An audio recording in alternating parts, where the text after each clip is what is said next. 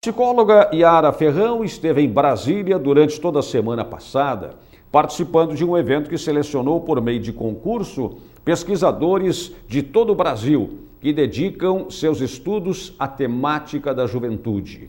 Ela foi selecionada na categoria de mestre e no subtema Violência Juvenil, para falar sobre o trabalho que desenvolve sobre esse tema e a participação nesse encontro de pesquisadores da política de juventude ou das políticas públicas para a juventude, participatório em rede. Eu converso então com a psicóloga Yara Ferrão. Boa tarde, Yara. Boa tarde. Começo agradecendo o espaço, porque é importante se falar da temática da juventude, principalmente na área que eu defendo, que eu estudo, do enfrentamento da violência juvenil, e trazer outras possibilidades, outros olhares, e esse espaço é muito importante. Eu queria agradecer, então, a oportunidade de poder estar trazendo para o seu público, para o público santamariense, o que a gente discutiu, as possibilidades que a gente encontrou. Falar de possibilidades, porque quando a gente fala de violência juvenil, a gente fala muito mais de efeitos do que de causas, Então, falar de efeitos, de possibilidades, foi isso que a gente pensou lá em Brasília, a gente discute muito como reprimir, como reprimir a violência juvenil, como reprimir o próprio adolescente que está em conflito com a lei, e fala muito pouco de como prevenir. Esse foi o meu objetivo e foi a perspectiva que eu levei para esse encontro em Brasília. O evento como um todo, dá para passar uma ideia aos nossos telespectadores, Yara? Como é que ele acontece? Como é que ocorreu, por exemplo, a tua seleção, por exemplo, para participar desse encontro?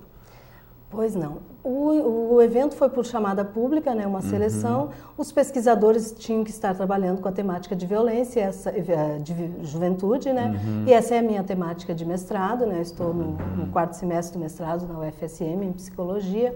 É a minha temática, então eu fui no GT, no grupo de trabalho mais de violência juvenil.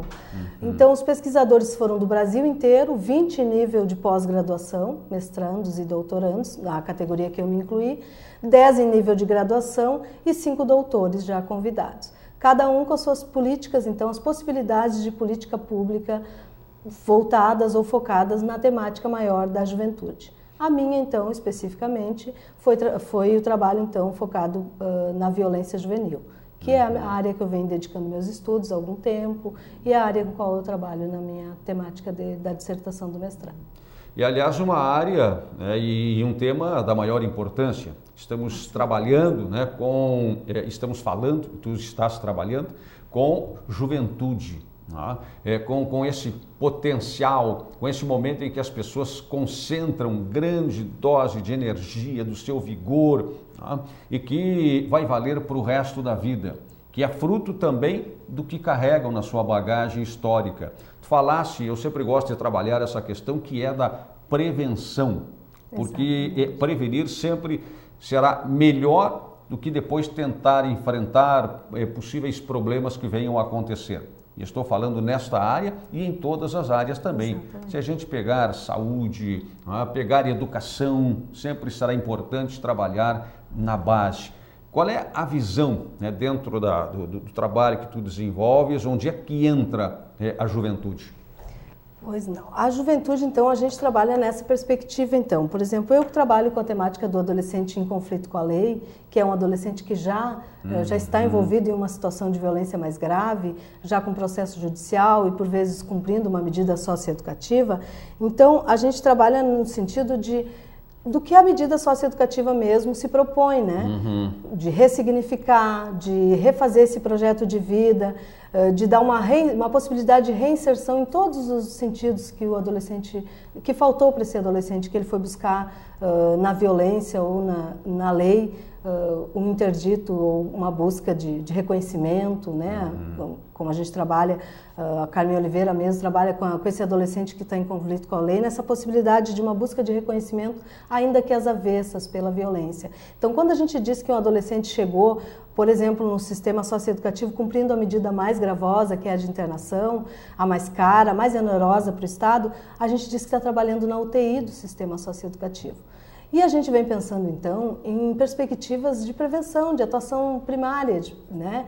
Não esperar, então, que esse adolescente chegue a UTI do sistema socioeducativo, se a gente for fazer um comparativo com o sistema de saúde, a gente pode dizer que a internação é uma medida de UTI. Então, a gente vem pensando em possibilidades de enfrentamento, porque a gente vê no senso comum, ou vê a população mais desprovida de informação, até por vezes por veiculação da mídia, de dados que não são tão...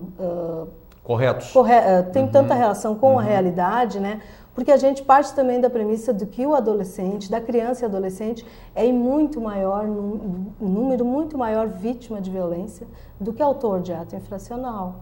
Então a gente trabalha com teoria, né, com uma base teórica forte, reforçada, a gente se ancora, né, nos estudos teóricos, para trazer dados fidedignos, para que as pessoas entendam, então, esse olhar, essa mudança de olhar, assim, então, desfocar um pouco totalmente na punição e trabalhar, então, na prevenção, em novas possibilidades, em oferecer possibilidades que esse adolescente que já é envolvido em situações de violência não teve, né? Então, trabalhar não no reforçamento de uma exclusão, que às vezes o cumprimento de uma medida acaba reforçando situações de exclusão, de falta até do Estado, da sociedade, da família, de nós todos, né? Dessas nossas faltas, então a gente acaba reforçando essa punição. Então, nossa proposta, e a proposta que eu levei para Brasília, então, foi das possibilidades desse novo olhar não digo, mas esse olhar diferenciado da justiça restaurativa. A minha proposta então foi nesse sentido. Os preceitos teóricos, as possibilidades das práticas da justiça restaurativa poder se oferecer ao contexto socioeducativo. Essa foi a minha proposta, foi a única proposta então voltada a um olhar diferenciado da justiça. Então, trabalhar com os preceitos da justiça restaurativa dentro do sistema socioeducativo, efetivamente. Mas baseado em teoria, nós temos teóricos, nós já temos cidades com como é que eu posso dizer, já tem cidade com sucesso, né, na aplicação dos conceitos, dos preceitos, da prática restaurativa, no sentido global. Por exemplo, Caxias do Sul é uma cidade que está trabalhando com a cultura de paz, que é o maior dos preceitos da justiça restaurativa, com uma cultura de paz, também com o adolescente, conflito com a lei, mas em diversos sentidos. Lá se uniu, então, a universidade, foi investimento de todos os sentidos. A universidade, o poder público, né, a prefeitura, o executivo, o legislativo e ainda a sociedade civil. E hoje pode ser um exemplo, então, de prática a cidade de Caxias do Sul. E a gente pensou nessa proposta, então, em Santa Maria, de estabelecer núcleos de práticas restaurativas, centrais restaurativas, para trabalhar com esse conflito, com essa violência juvenil, desde a sua comunidade lá, desde lá onde acontecem os primeiros conflitos, para que esse conflito não evolua e não chegue, então, na UTI do sistema socioeducativo e a gente coloque esse adolescente já excluído pelas condições sociais, mais uma vez excluído da sociedade, cumprindo uma medida socioeducativa de internação em plena adolescência, onde a liberdade é um dos grandes motores desse ciclo vital, né? Sem dúvida. Aliás, são temas extremamente importantes, porque e nós poderíamos ir muito longe, né? Ainda que o nosso espaço seja amplo por estarmos numa TV comunitária, né? Mas ainda assim falta espaço para a gente ir mais adiante, porque isso aí nos remete, a gente começa aqui a acompanhar o teu raciocínio e nos remete, né, a um olhar inevitável sobre o sistema carcerário brasileiro. Exatamente. Né? Que hoje é um sistema que para alguns é falido, para outros não tem solução, não se resolve por si só, tá? E muitas vezes, ao invés de contribuir, mais causa prejuízo. Bom, aí nós vamos para o sistema de recuperação do jovem infrator, tá? E muitas vezes se quer discutir a questão da maioridade penal por se entender que ali, né, não é espaço de punição. A sociedade, no geral, muitas vezes tem esse pensamento, né?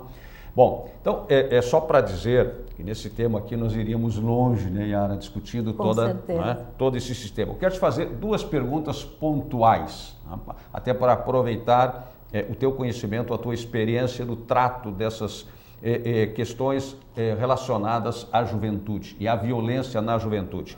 Primeira, como evitar que o jovem infrator chegue, né, às casas penais? de recuperação, de reabilitação. E a segunda, né, também é como reabilitar, que jovem sai dessas casas. Tá. Com relação à primeira questão, né, de como evitar que chegue. Exatamente o que a gente vem falando, no foco na prevenção, né? Então, políticas públicas que promovam, né? A gente sabe que o adolescente que está em conflito com a lei hoje são adolescentes de condição econômica vulnerável, né? De poucas condições econômicas, em média 16, 17 anos, quando comete o ato infracional, com pouca escolaridade, em torno da 6ª série, a grande maioria dos adolescentes. Então, a gente já tem dados, a gente já tem fundamentações teóricas para atuar nessa prevenção. Então, se estamos falando de jovens desprovidos economicamente, então, atenção a políticas públicas, né, de garantia, né, assegurar os direitos, né, afinal de contas, o ECA de 1990, ele já vem dizendo crianças e adolescentes como prioridade absoluta, né, em condição peculiar de desenvolvimento, na garantia dos direitos, né. Então, garantir minimamente os direitos à educação, à escola, à convivência social, familiar, comunitária. A gente sabe que esse tema é complexo, né, não se resolve com um viés, é um tema multifacetado, não é simplista, mas políticas públicas, investimento e às vezes questões simples, como as possibilidades da justiça restaurativa, que é o meu estudo, de atuar desde lá da comunidade, nessas situações menores de conflito, né, de amigos, de colega, de escola. Nesse momento eu venho estudando então essa possibilidade assim, do enfrentamento também da violência juvenil pelos preceitos da justiça restaurativa, que a gente levaria um programa inteiro só para falar sobre a justiça restaurativa, né? Nesse momento eu venho pensando nisso, mas com certeza investimento em políticas públicas, porque o adolescente que chega ao sistema socioeducativo, por vezes ele não tem assegurado nem o seu documento de identidade, seu registro civil, a gente sabe que ele já vem com total descaso. Hoje temos um sistema socioeducativo, né, eu falo em nome dos teóricos com o qual a gente trabalha, falido, né? Não se consegue, talvez, um trabalho. Santa Maria a gente tem um trabalho bem interessante, bem importante, mas a gente tem como retrato nacional um sistema socioeducativo falido, não conseguindo, então, ao que se propõe o ECA, né? Então, se falar de ECA ou se reduzir maioridade penal como possibilidade, primeiro tem que se falar em efetivação do ECA. O ECA não é efetivo, o cumprimento da medida socioeducativa não está de acordo com o que o ECA prevê, então temos um sistema socioeducativo falido, pensar em novas possibilidades para o sistema socioeducativo efetivas com a lei, que nós temos uma lei interessante, uma lei boa, o ECA é uma lei que prevê uma lei reconhecida internacionalmente, mas não efetiva. Então, talvez efetivar o próprio estatuto, né? Tornar ele realidade. Muito bem, obrigado, Yara. Sei que esse é um tema, né, muito complexo, muito amplo, né? Todo esforço que a gente fez foi para tentar, né, colocar nesse espaço, né, algumas das informações que tu nos traz, fruto da tua experiência, do teu trabalho, da tua dedicação, e oxalá, né, trabalhos como esse que tu desenvolves possam realmente ajudar a mudar esse contexto, porque sem isso não há efetivamente saída. Não tem caminho. E outro dia a gente vai falar, né, especificamente sobre justiça restaurativa, que é um assunto que também me agrada bastante. Está bem em pauta que o nosso ministro Lewandowski agora ele instituiu como uma das primeiras possibilidades dele que a gente venha trabalhar essa resolução do conflito de uma forma menos judicializada, né? Então é uma proposta também, apesar de já ser a nossa temática de estudo, eu acho que agora ela vai ao encontro também das perspectivas nacionais. Eu estou às ordens, então agradeço o espaço, a oportunidade, né? E obrigada por ter. Obrigado, psicóloga Yara Ferrão. Discutido em alguns aspectos essa temática que é a temática da juventude e a violência na juventude. Eu diria a violência na juventude, pela juventude, porque em muitos casos, né, o jovem infrator, ele é tanto vítima como é réu, ou é tão réu quanto é vítima. Esse é o programa Controle Geral da TV, canal 19 da NET TV Santa Maria. E aí, né, muitas vezes, eu não quero também ficar fazendo um juízo aqui do comportamento das pessoas, mas claro que a gente vê isso, pessoas torcendo o nariz quando se trata de considerar essa questão envolvendo o jovem infrator. Ah, mas porque não é contigo? Claro que quem sofreu algum dano de alguma forma tem lá as suas razões, mas no geral é preciso que se trate esse assunto com outro olhar. Que as pessoas que